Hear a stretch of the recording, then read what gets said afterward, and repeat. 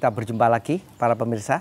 Kali ini saya akan mengangkat tentang bagaimana pelaksanaan hukum ketenagakerjaan di Indonesia. Seperti kita ketahui, payung hukum Undang-Undang Ketenagakerjaan kita yaitu Undang-Undang Nomor 13 Tahun 2003 itu yang menjadi sumber hukum untuk pelaksanaan ketenagakerjaan di Indonesia. Seperti yang kita ketahui, hubungan kerja di Indonesia ini menjadi masalah tersendiri. Kalau kita coba pilahkan terkait dengan ketenagakerjaan, kita mengenal apa yang kita sebut sebagai karyawan tetap, karyawan kontrak, dan juga akhir-akhir ini diramaikan dengan satu kondisi hubungan kerja yang kita kenal dengan outsourcing, yang sebetulnya tidak diatur secara khusus di Undang-Undang Nomor 13 Tahun 2003. Kita coba ulas satu persatu apa itu yang dimaksud dengan karyawan tetap. Karyawan tetap ada beberapa tahap yang mesti dilalui secara umum. Jadi ada yang melalui tahap masa percobaan yang secara hukum ditentukan masa percobaan itu 3 bulan. Ada juga yang melalui proses magang. Ada juga yang lewat satu job training. Ada beberapa hal yang mesti dicermati terkait dengan kondisi masa percobaan. Kondisi masa percobaan ini hanya boleh dilakukan satu kali, ya, untuk satu jenis pekerjaan, tidak boleh berulang kali dan maksimal adalah 3 bulan. Setelah itu yang bersangkutan harus diangkat sebagai karyawan tetap kalau itu sudah lolos masa percobaan. Lain halnya dengan mereka yang sudah melalui satu proses magang atau job training. Untuk karyawan yang seperti ini tidak boleh lagi dikenakan masa percobaan. Karena asumsinya mereka yang sudah magang, mereka yang sudah terkena job training, asumsinya perusahaan ini sudah mengetahui kualitas dari karyawan yang bersangkutan. Kalau mau diangkat, dia langsung bisa diangkat sebagai karyawan yang tetap. Kita ke fase berikutnya, yaitu terkait dengan karyawan kontrak. Karyawan kontrak ini yang paling bermasalah karena ada banyak penafsiran yang dilakukan oleh para pemberi kerja. Secara umum, kalau kita mengacu ke Undang-Undang Nomor 13 Tahun 2003, karyawan kontrak itu hanya boleh 2 tahun dan diperpanjang maksimal untuk 1 tahun. Jadi total karyawan kontrak itu hanya boleh 3 tahun. Tetapi dalam pelaksanaannya ini banyak yang meninggalkan. Kenapa sih harus 3 tahun? Jiwa seperti ini yang rupanya tidak dipahami secara baik. Sehingga mulai mencari satu terobosan hukum bagaimana supaya kondisi karyawannya tetap kontrak tetapi tidak melanggar hukum. Tapi kalau saya berpandangan kondisi ini sebetulnya patut kita pertanyakan.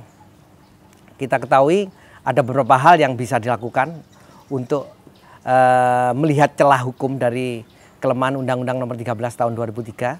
Satu misal, begitu karyawan ini selesai masa kontraknya 3 tahun, mereka diputus terlebih dahulu atau di PHK terlebih dahulu.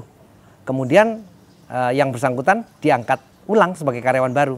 Otomatis kondisi karyawan kontrak itu tidak dilanggar ya secara undang-undang, tapi secara nurani, secara kejiwaan undang-undang itu sendiri sebetulnya tidak seperti itu. Jadi nggak boleh intinya sepanjang hidup karyawan itu dikondisikan sebagai karyawan kontrak. Kalau sudah 3 tahun perusahaan senang, ya sudah harusnya diangkat sebagai karyawan kontrak. Tidak, ini kondisi ini dilihat celah hukumnya, kemudian istilahnya ada akal-akalan yang membuat pelemahan ya terhadap hubungan kerja yang sifatnya kontrak ini. Oke, yang terakhir outsourcing. Outsourcing ini juga menarik karena sudah banyak dibahas. Outsourcing tidak ada kondisi aturan yang khusus, tetapi ini mengacu ke karyawan kontrak. Nanti kita akan bahas mengenai kasus-kasus yang terjadi terkait dengan hubungan kerja karyawan tetap, karyawan kontrak maupun outsourcing.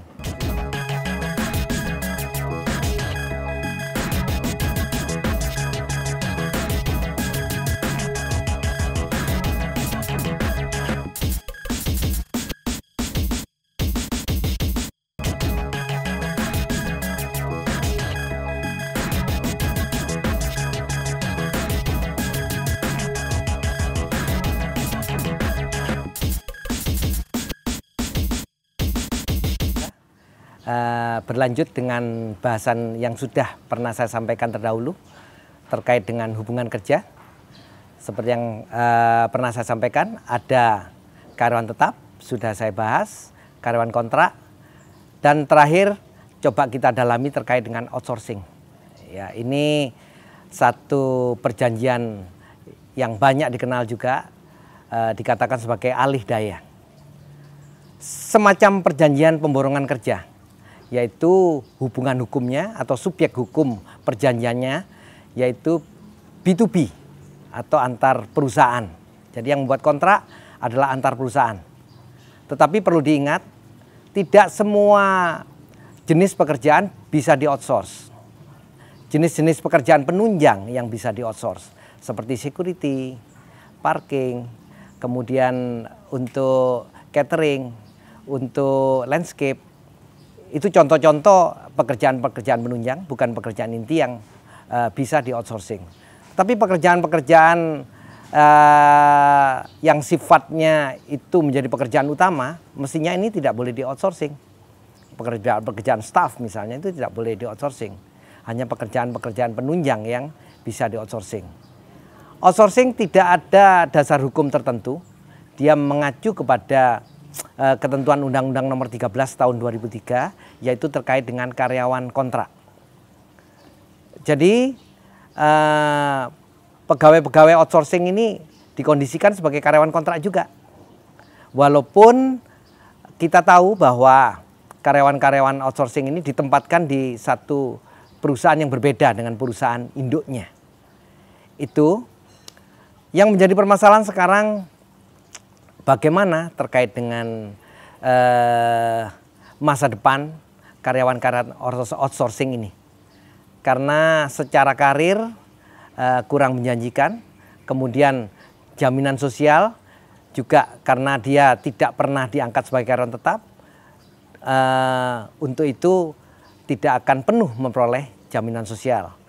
Ini yang paling mengkhawatirkan. Di samping itu juga secara umum kita ketahui perusahaan outsourcing ini akan mengambil margin keuntungan dari gaji yang seharusnya diterima oleh karyawan-karyawan yang terkena hubungan kerja yang kita kenal sebagai outsourcing. Ini yang menjadi masalah, ya. Jadi semakin marak sekarang terkait dengan apakah outsourcing ini perlu di Indonesia. Coba kita kaji secara logis terkait dengan karyawan outsourcing. Pertama, kalau dari sisi pengusaha, karyawan-karyawan outsourcing ini tetap menarik karena praktis tidak berisiko, praktis terkait dengan PHK-nya, kemudian terkait dengan pemindahan kerjanya itu lebih mudah karena tinggal berhubungan dengan badan hukumnya. Kalau dia tidak menghendaki satu karyawan outsourcing di area kerjanya, bisa kita minta hari itu juga untuk diganti dengan karyawan outsourcing yang lain. Ini yang melemahkan karyawan-karyawan outsourcing karena dia tidak punya kelekatan secara hukum dengan tempat dia bekerja. Kemudian bagaimana dari sisi penyedia outsourcing atau tepatnya perusahaan-perusahaan outsourcing?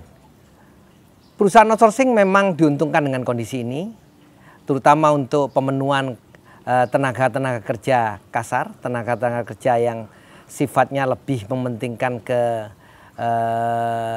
skill ya, tidak brainware, tidak proses berpikir. Itu mereka kadang-kadang tidak punya informasi yang cukup, jadi mereka sangat bergantung kepada perusahaan outsourcing untuk bisa ditempatkan di tempat-tempat yang memang sedang dibutuhkan.